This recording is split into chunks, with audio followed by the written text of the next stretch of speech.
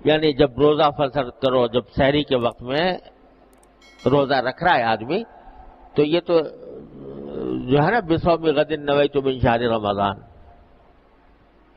یہ تو ایسے ہی بنا لی لوگوں نے، کوئی یعنی اس کا یہ کوئی سنت نہیں ہے، نہ کوئی منقول ہے، منصوص ہے، نہ صحابہ کرام سے، نہ حضور اقدس صلی اللہ علیہ وسلم سے، یاد رکھنے کے لیے الفاظ بنا لیے لوگوں نے۔ تو یہ کوئی ضروری نہیں ہے زبان سے کہنا، نیت تو کہاں سے ہوتی ہے؟ دل سے ہوتی ہے۔ جب تم نے ارادہ کر رکھا ہے کہ بھئی میں آج روزہ رکھوں گا اور سحری کھا رہا ہوں، سحری کے بعد روزہ رکھوں گا، بس ہو گئی نیت۔ زبان سے کہنے کی ہرگز ضرورت نہیں، لیکن وہ کہہ لے تو کوئی مذائقہ بھی نہیں۔ نہ یہ سنت ہے، نہ کوئی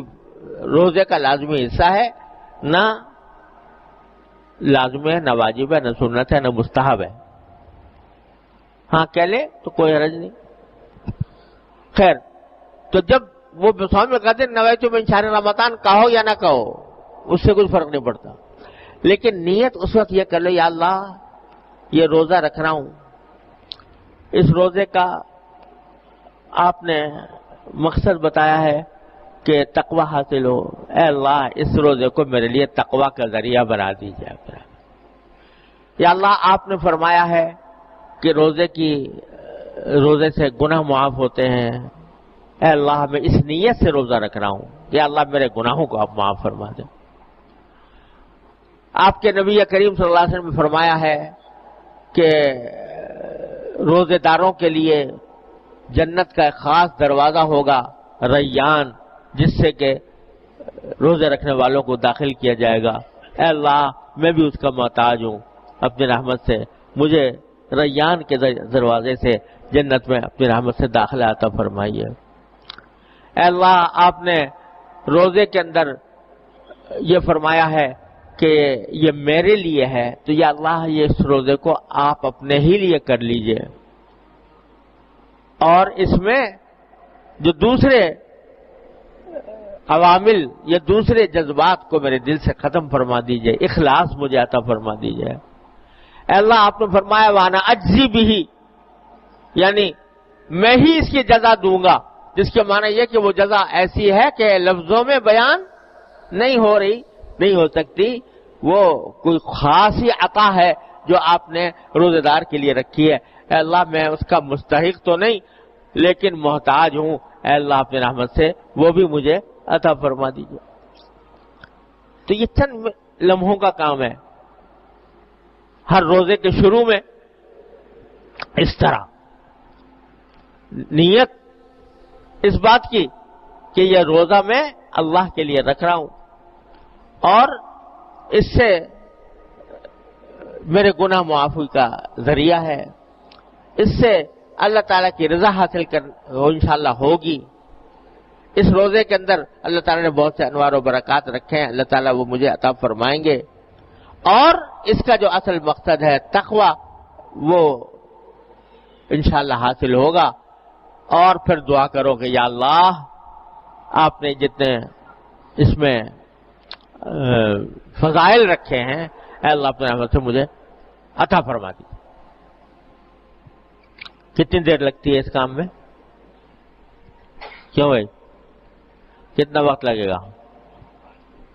5 منٹ بھی نہیں لگیں گے، ہیں 1-2 منٹ کا کام ہے، دل نیت کر۔ لیکن جب یہ اس نیت کے ساتھ، اس دعا کے ساتھ روزہ شروع ہوگا تو اس کے انوار و برکات انشاءاللہ کہیں سے کہیں پہنچیں گے۔ اس کا اہتمام کر کے دیکھو، جب افطار ہو رہا ہے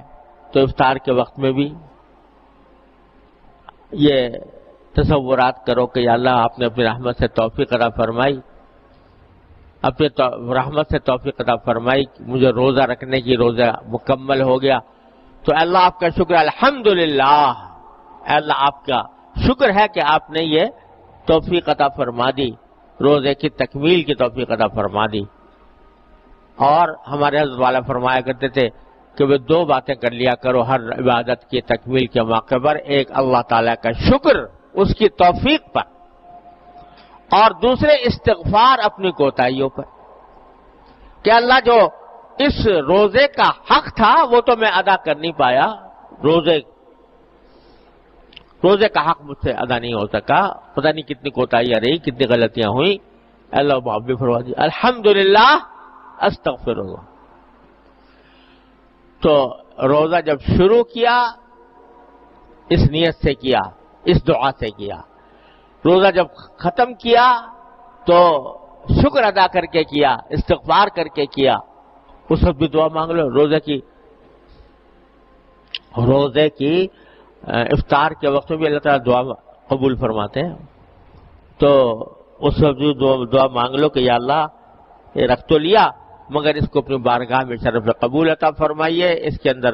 جو انوار و برکات آپ نے رکھے ہیں وہ سب مجھے عطا فرما دیجئے، کسی سے محروم نہ فرمائیے، یہ دعا کر لو۔ اور بھائی ایک دعا اور کر لو، یہ رمضان کا مہینہ جو ہے یہ اللہ تبارک و تعالیٰ نے کی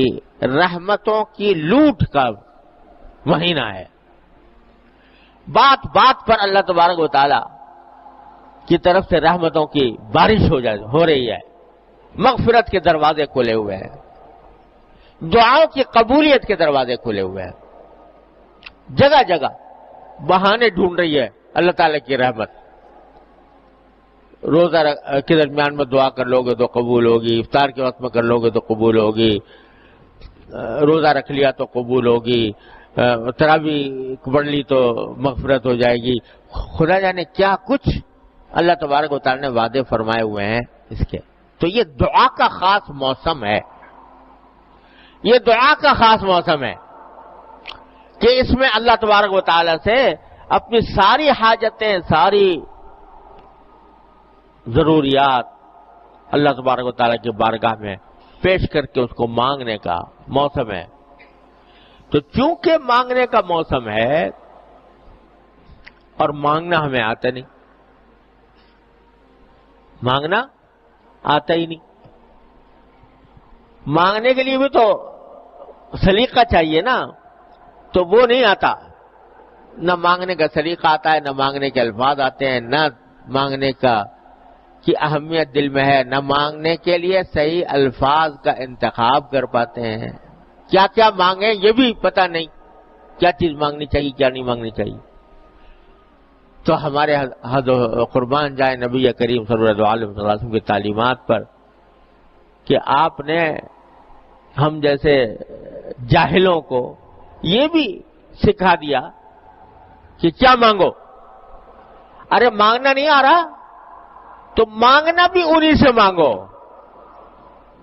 مانگنا بھی انہی سے مانگو، انہی سے کہو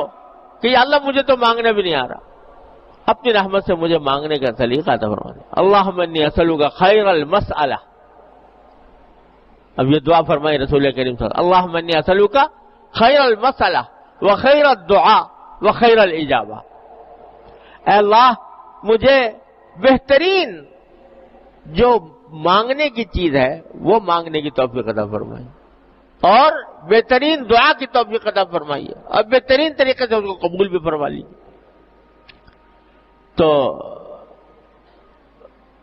وہ تو بارگاہ ایسی بارگاہ ہے کہ اس میں جس کو مانگنا نہیں آتا وہ مانگنا بھی انہی سے مانگے،